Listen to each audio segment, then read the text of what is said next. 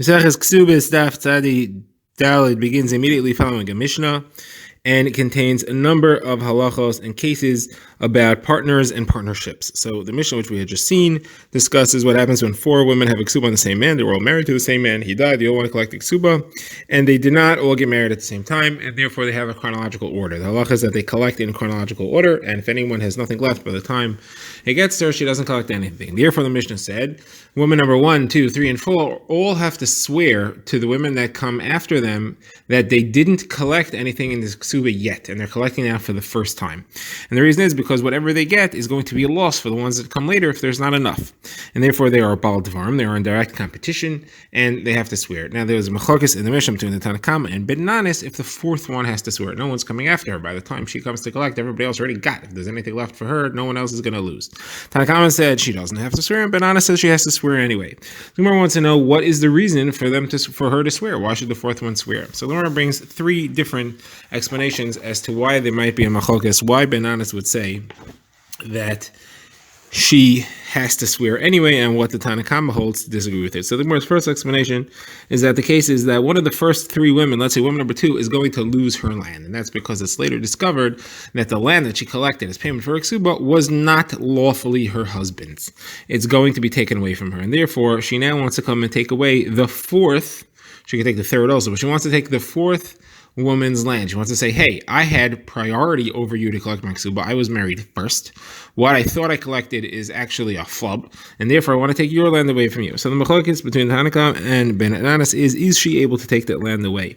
And this is based on the halacha of Baal Choiv Mu'ucher Shegova, Shekodam Vigova. That is, we have 2 or more creditors, and the later creditor comes and takes property before the earlier one, do they have to give it back because the earlier one has priority to collect? That's what happened here. The fourth ksuba she was later in the order than the second one, but she ended up getting land ahead of her because the land that the second one got was taken away from her. And now the question is, does she get to keep it, or does the second one take it away from her? So, according to Ben Nanis, she gets to keep it. The fourth woman gets to keep it. And therefore, the second woman comes to her and says, hey, I want your piece of land because I lost mine. She'll say, I don't have to give it to you. In which case, the second one will say, how do I know that you didn't collect down for the second time? Maybe you really stealing this. You actually had money put away from her husband.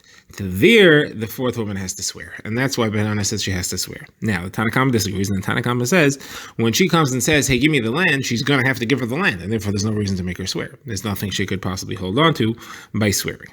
Now, that's the Gemara's first explanation as to what this machlokas is about, and this is Shmuel's pshat. Now, the Gemara brings Rav Nachman, name of Rabbi Bar Avua, says they all agree that when the second woman comes, it's the same scenario where the second woman is losing her land, and when she comes to the fourth woman and says, hey, I want to take your land, she will be able to take the land. What's the issue? Why would Ben Nanis say she has to swear if she has to give up the land anyway? Ben Nanis is afraid if we don't make her swear, she's going to realize something's up. She's going to realize she's going to end up having to give that land away.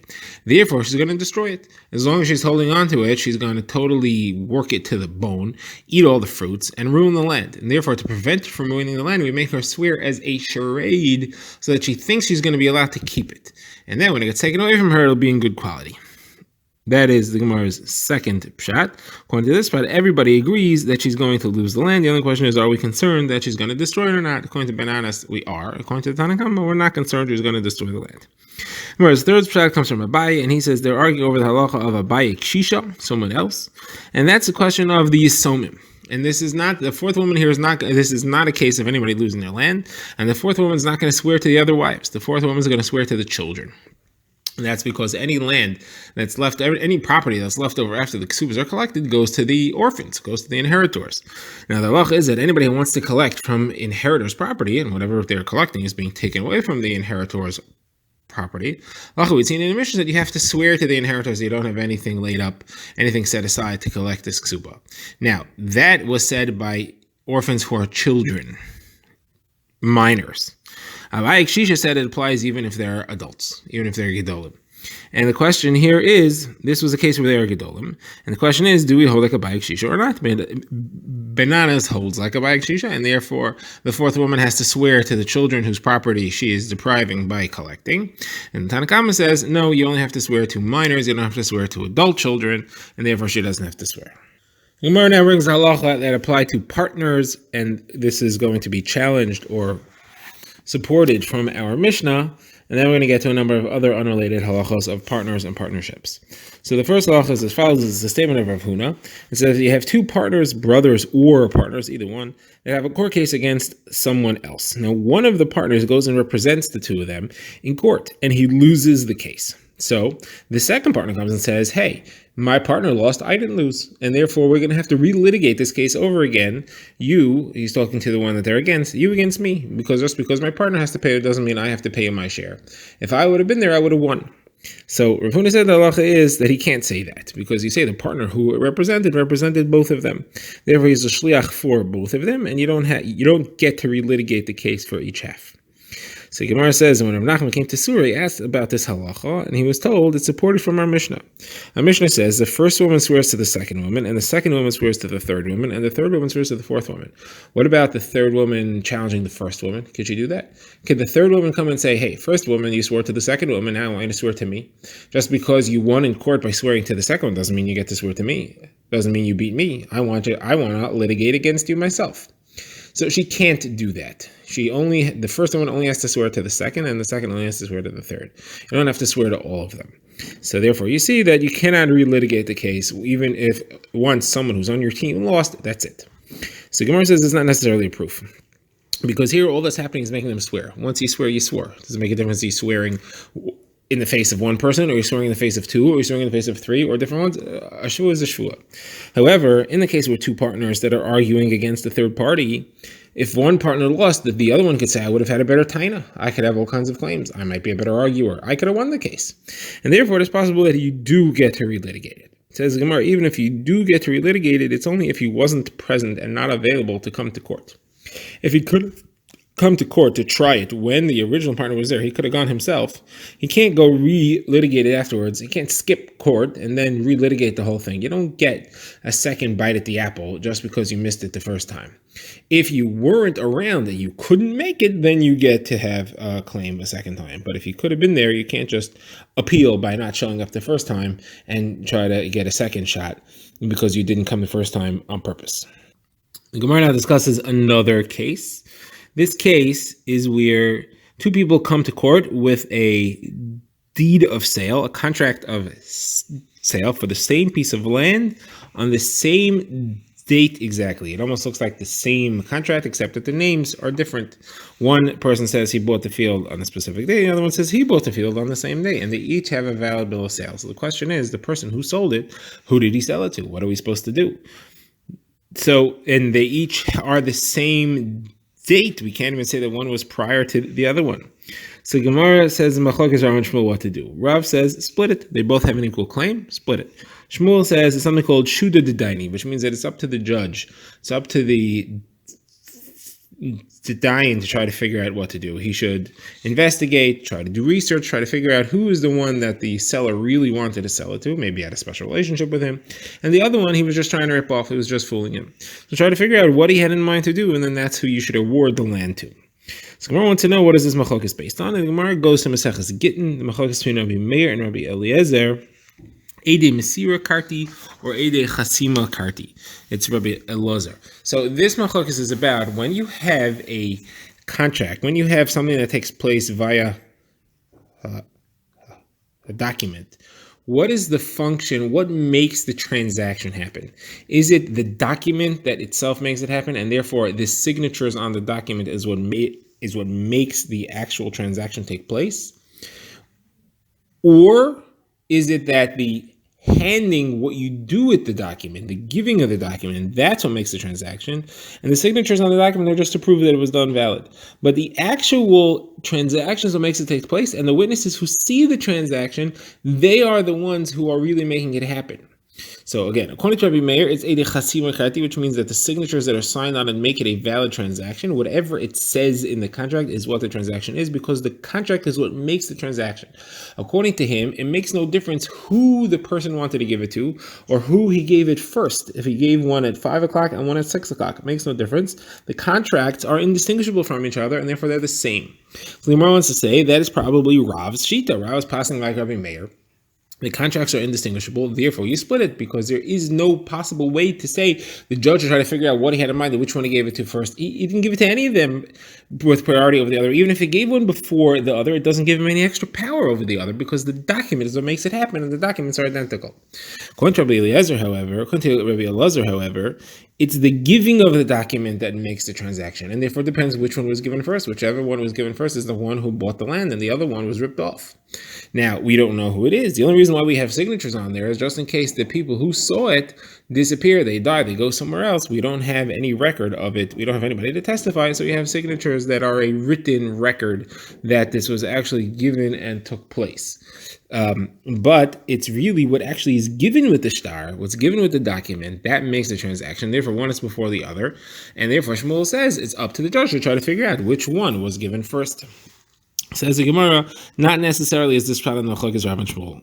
Could be that they all agree with Rabbi Elazar, and that's what we really want, because the halacha is like Rabbi Elazar. We wouldn't want Rav to be agreeing with Rabbi Meir, who is not halachic.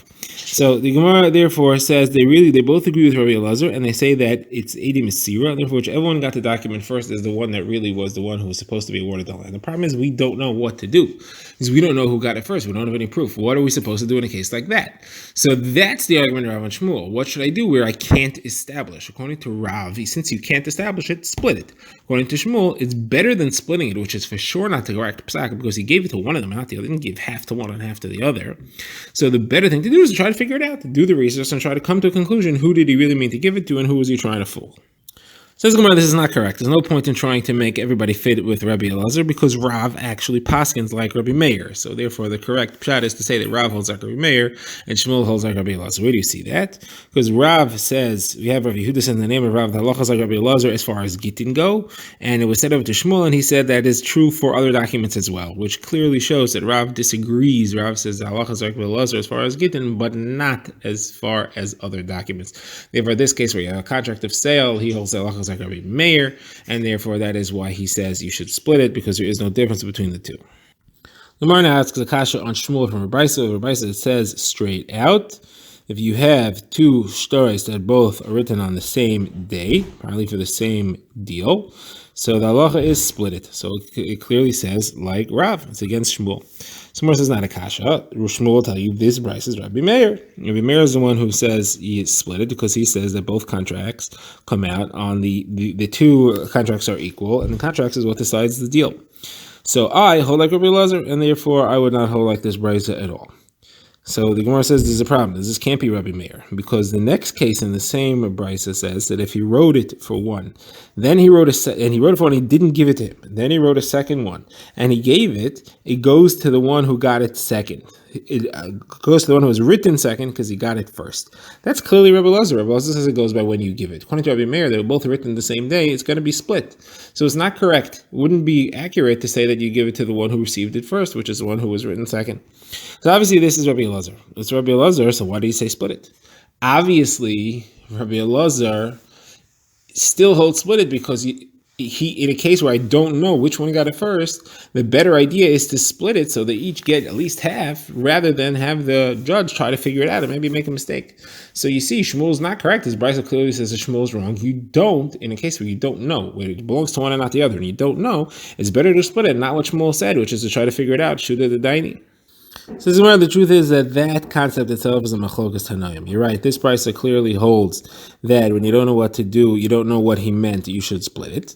But there's a different brisa that says that there are two opinions, and Shmuel holds like the other opinion. That brisa is talking about where somebody sent money in the hands of a third party to someone else. He got there, found that the guy was gone, he died, came back to the first guy who sent him, he also died.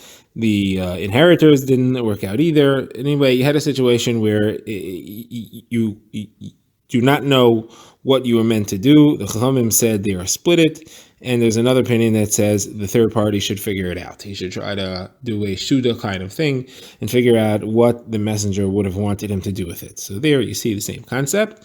You don't know what was meant, you have to try to figure it out. Or should you split it? The Chachamim said split it, and that's going to be not like Shmuel's opinion. Shmuel's like the second opinion that said you should try to figure it out. Gemara now brings an interesting case with the two brothers, Rami bar Chama and Mar Ukva bar Chama. Their mother wrote over all her property to her sons. In the morning, she wrote it over to Rami, and in the evening, she wrote it over to Mar Ukva. And she wrote a shtar for both of them on the same day and granted all the property to them. So we have our exact situation here. So what happened? So Rami bar Chama went to Rav Sheshes, and Rav Sheshes paskin that he gets all the land, he wins. And then Mar Ukva went to Rav Nachman, and Rav Nachman paskin, he gets all the land, he wins. So Rav Nachman and Rav Sheshes give conflicting psukim. So Rav Sheshes went to Rav Nachman, and he said, "Why did you paskin differently than what I did? I paskin first." So he said, "Why did you paskin? What do you paskin?" He said, "Well, I paskin that way because he was first. It was in the morning." So Rav Nachman said, "That's what I thought. But this is not Yerushalayim. In Yerushalayim, they write hours in the shtar. Here, the hours were not written in the shtar. The two shtars are equal, and therefore it's not correct for you to paskin like him. We don't have hours." So he said, "Okay, so then the halacha should be shuda d'daini." So he said, "Well, why did you paskin?" So Rav Nachman said, "I did a shuda d'daini, and I decided the mother really wanted to give it to Mar Ukva." So Rav Sheshes said, "Well, I also did a shuda d'daini, and I decided that the mother wanted to give it to Rami bar Chama." So Rav Nachman responded, and he said two things. First of all, I am the dayan in town, you're not. Rav Nachman was appointed by the Reish Galusa to be the dayan, therefore he had authority. That's first of all. I am the dayan, you're not, and therefore my shuda d'daini overrides yours. Second of all, that's not really your reason. If you had really done a shuda d'daini, maybe I wouldn't be able to reverse your decision because your decision was made before me, possibly. However, you didn't do a shuda d'daini. You thought that you could paskin based on the time of day. That's a mistake, clearly. Therefore, your psak is batal, and therefore my psak overrides yours because it was based on an error, and now you can't give a different reason for it. Umar now brings one more case, and this is also a case of two different documents selling the same piece of land, except here they weren't identical. One of them said the date was the 5th of Nisan, the other one just said Nisan. Didn't say what day of Nisan it was. So the case came before Rav Yosef, who's the one that properly owns the land, who's the one who bought it first. And Rav Yosef Paskin is like the one who says the 5th of Nisan. So the other one said, I lose. So he said, well, you could be any time in Nisan. You could be the 29th of Nisan. Therefore, I have no calling to give it to you first. So he said, so then at least write me a shtar that I for sure bought land from the 29th of Nisan.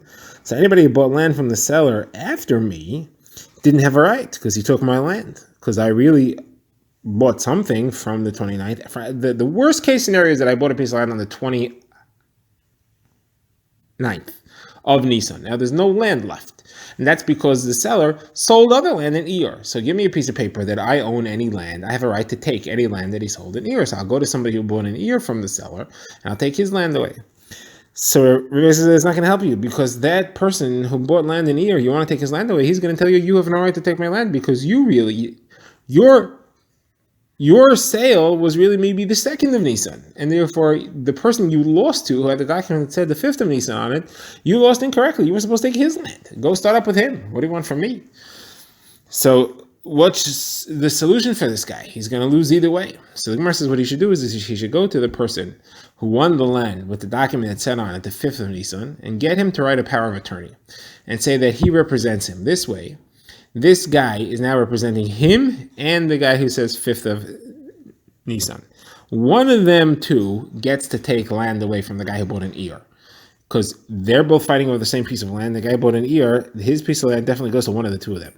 So if he has a power of attorney from him, he could come to that guy and say, hey, listen, you got to give me that piece of land either way. Either give it to me because I lost, or give it to me because the other guy lost to me, and I'm representing him. So either way, I get to take it away from you, and that way he'll get to take the land.